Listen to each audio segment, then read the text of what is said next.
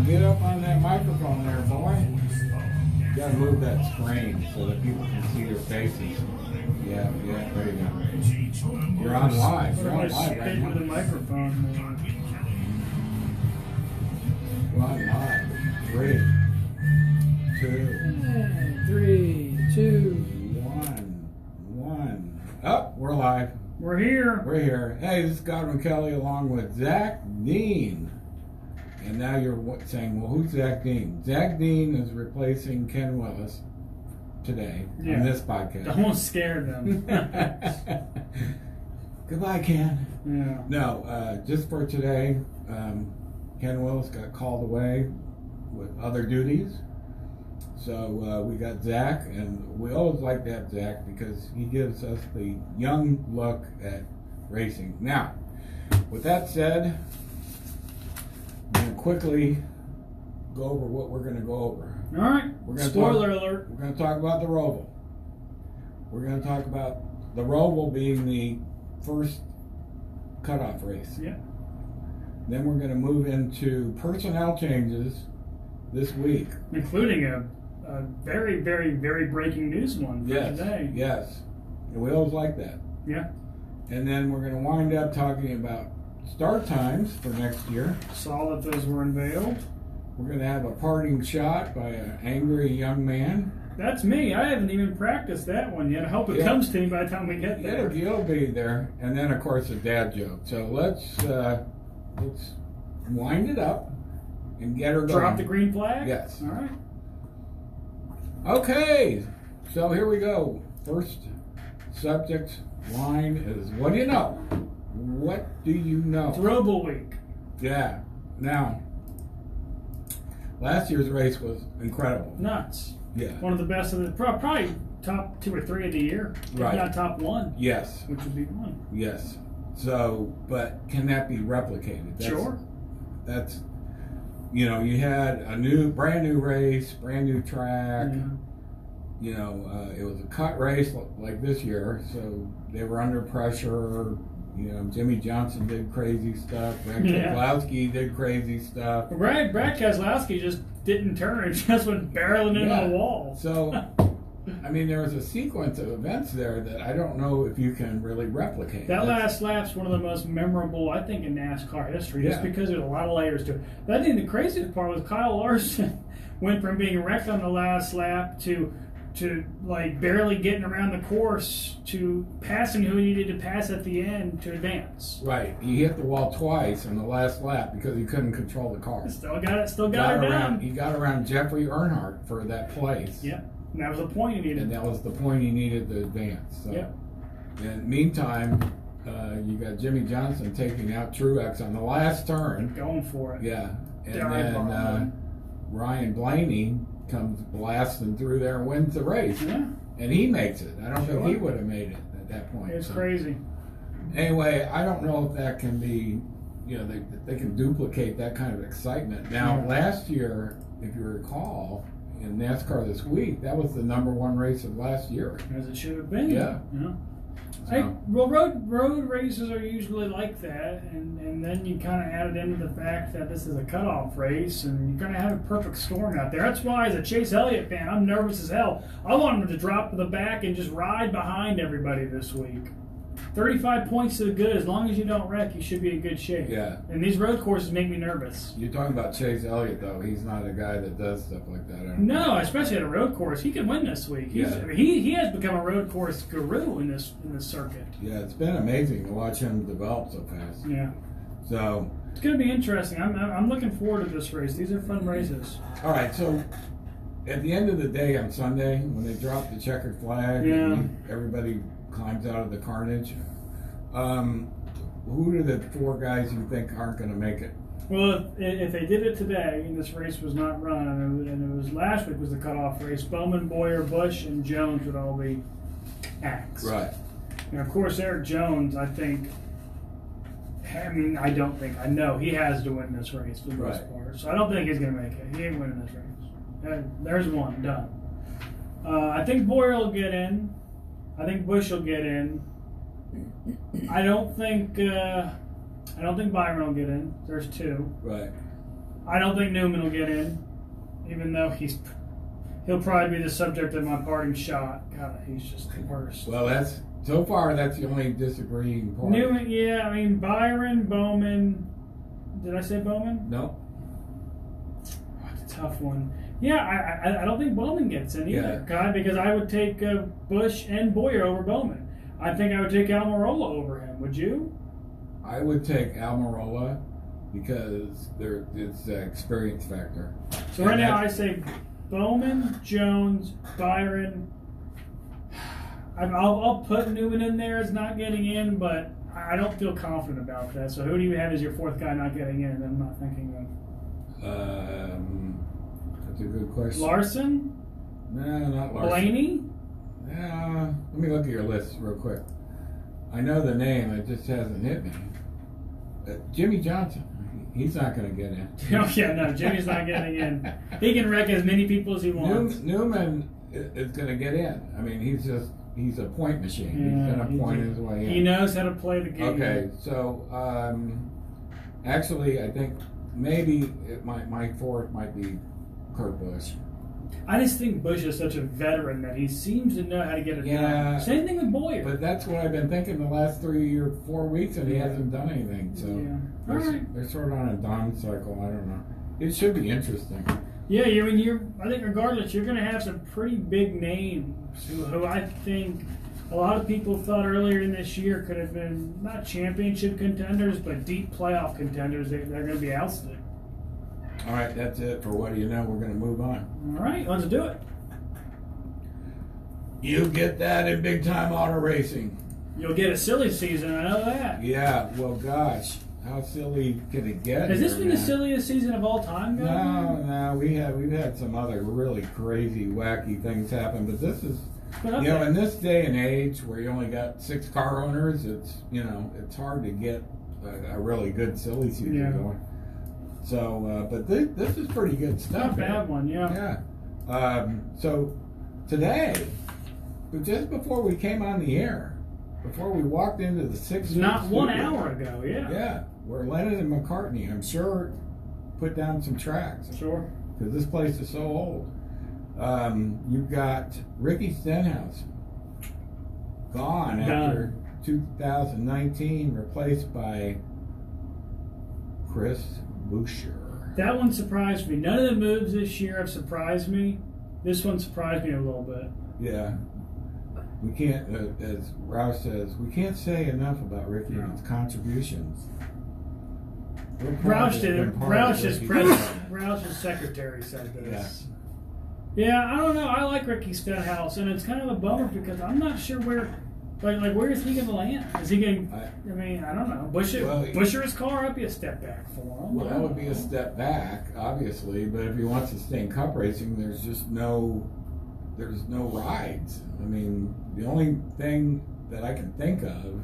You can hold out hope that Jimmy retires, I guess. Well, there's Jimmy retiring, but I think Jimmy's going to hang around another year. Kurt Busch, we're not sure what's happening with him and in one car. Yeah. So, what about Suarez? Is he signed on? Another one I kick out. Suarez, I think, is going to hang on, I don't know. I like Stenhouse. I think that he's, Roush Fenway isn't great. Let's stop acting like Ricky's not performing in a Joe Gibbs car. Roush Fenway has been Ricky's got their only wins over the past couple of years, hasn't he? A couple of years ago when he had those 3 or 4 wins? Well, he had 2 wins in 1 year. Yeah. And both at restrictor plate tracks. Here, right. And then they hired Newman to replace Trevor Bayne, and Newman has done well in points. Yeah, it's not like he's been competitive up front. Though. Like, legitimately, Newman has never been a threat to win this year, any more so than Ricky Stenhouse has been. Right. So, anyway, the 2 programs that have been down, like what I would call the elite teams, the 2 that have been down have been Roush Fenway and Childress Racing. Yeah. So that's where you've seen the other, silly season changeover in that 8 car. Yeah, poor Daniel Hemrick. Again, not much you can. It's not like Austin Dillon has done anything more or less than Daniel Hemrick's done this year. Yeah. It's just not good equipment. I'm sorry. Yeah. Maybe I'll part shot now. It's not good equipment. No, sorry. no. You could put Chase Elliott in those damn cars. It Okay. wouldn't matter. This is a parting shot. Okay, just keep rolling. You got 2 minutes. Jimmy Johnson, Right. put him in that car. Wouldn't matter. Now I know he hadn't had a good year. Put Kyle Busch in. Put Kyle Busch in Daniel Hemrick's 8 or Ricky's 17, and guess what? He's going to get out and be pissed. Right. Not that that's saying much because he's pissed all the time, but it's just you blame the drivers all you want, but like, what are they supposed to do here? It's not good equipment. Look at the guys that are winning every week. Like they're in a Gibbs car, or they're a Kevin Harvick who had a terrible first half of the year, but Stewart Haas is still good equipment. But I mean that I will say this.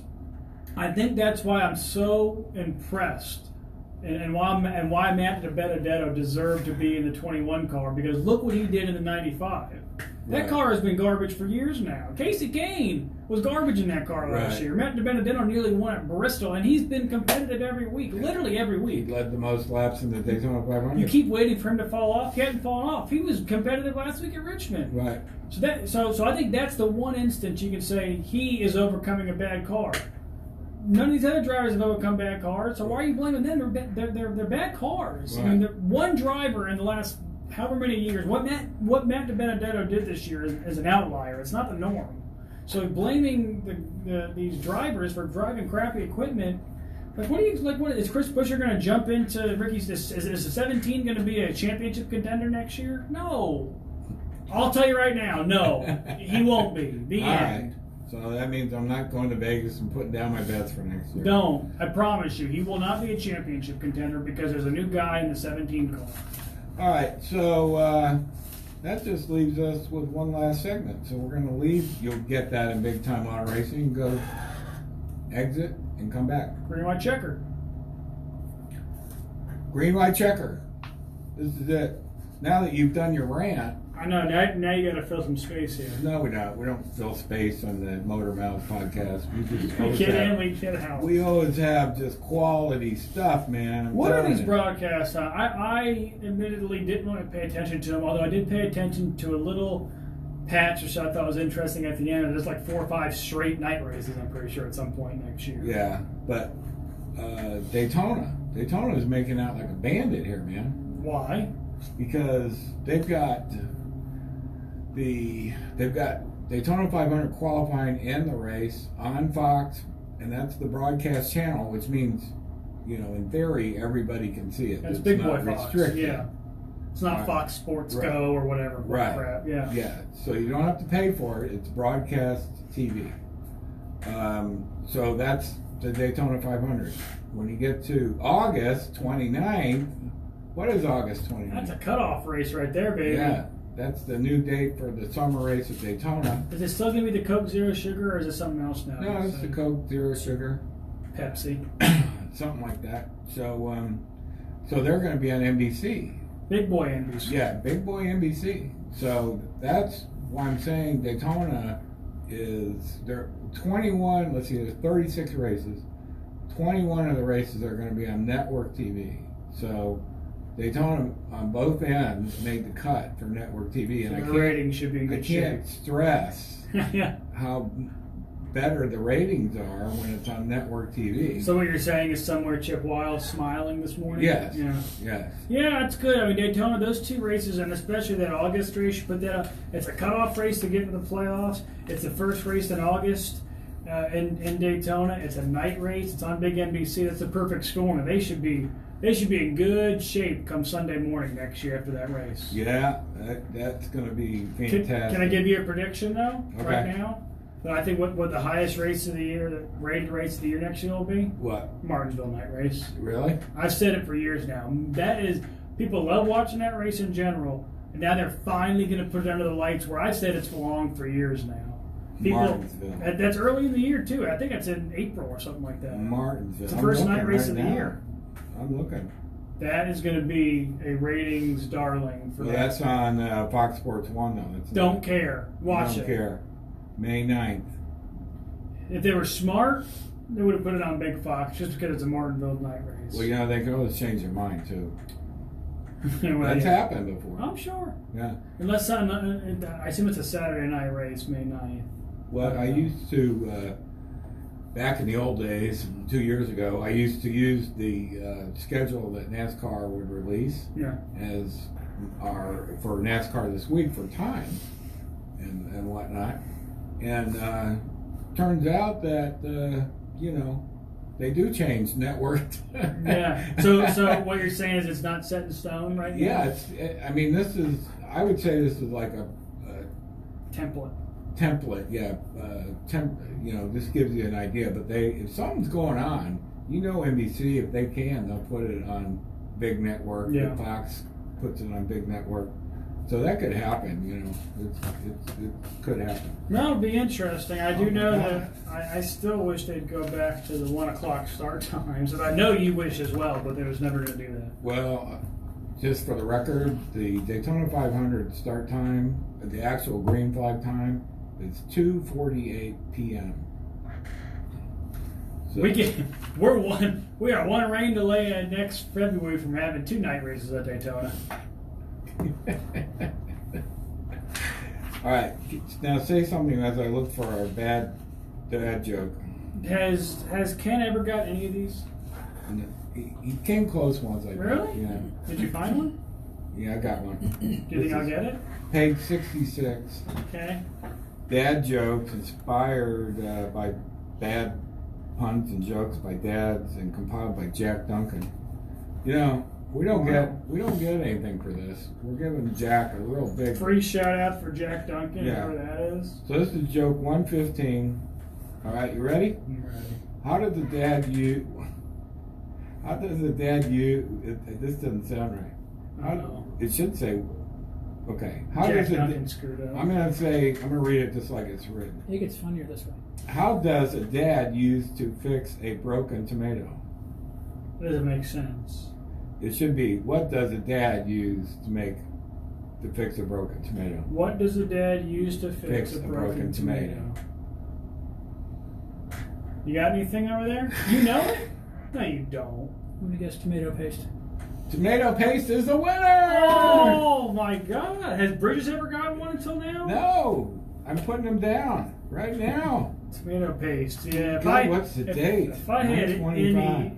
any critical thinking attributes, I should have gotten. I'm that. putting a star on that one. Chris Bridges. Tomato paste. All right. That's a good one. Any closing thoughts, Mr. Dean? Somehow Ryan Newman's gonna BS his way to the round of 8. I'm sure. He is. I'm already putting him through the round of 8. Forget the round of 12. The round of 8. He's gonna BS his way all the way to that. Well, the first year that they did the knockout, he almost won the championship without winning a race. So. God, it angers me. It angers me. It angers me. Oh. All right, so that's angry, Zach Dean. This is the mild-mannered Godwin Kelly, and we'll see you next week. Maybe Ken Willis will show up. Who knows? Thank you. I forgot about our live audience, Zach. Zach, We're say done? goodbye We're still on? Yeah, say goodbye to our live Facebook audience. See you guys in 3 or 4 months when Willis is out next.